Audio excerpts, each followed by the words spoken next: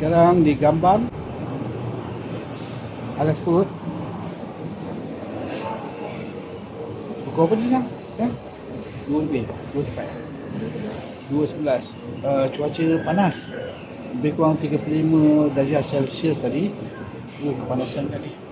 Tapi harap semuanya okey. Tak apa ramai sangat dekat hari ni. Gambang ke Ganu berapa kilo ke yang lebih kurang? 200 lebih 300 lebih. Lebih kurang macam tu lah. Okay guys, bye bye. Oi.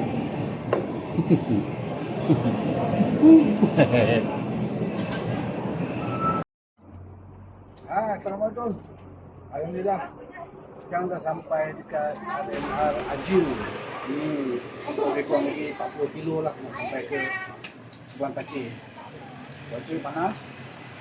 Baca 35 darjah Celsius. Jalanan cantik.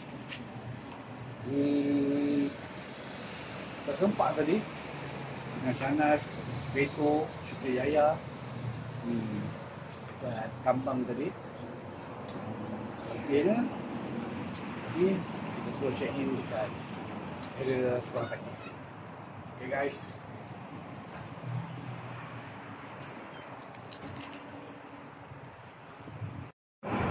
Kan pinjam budi abang dah habis kosong.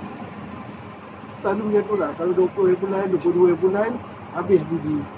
Tapi nasib baik boleh pakai STP. Thank you kerajaan.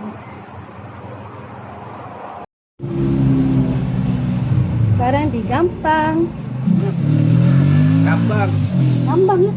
Saya cakap Gampang lah. Iya, gampang lah.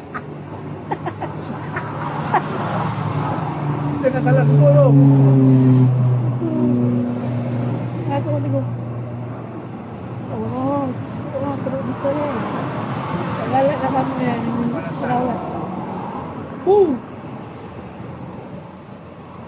Minum banyak minum air.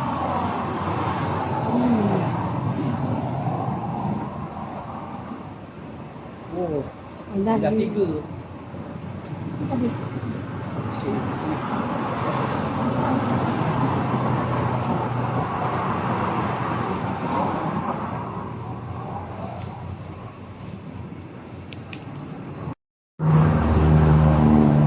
Salam maghrib guys. Ni consider dah selamat sampai lah. Kita orang sekarang dekat PHP Karak. Tinggal lagi beberapa kilo je lagi nak masuk Kuala Lumpur. So ni last video untuk hari ni. Untuk ride kali ni, moga kita jumpa lagi untuk ride yang akan datang. Sepatah tu kata? JB. Okay, thank you.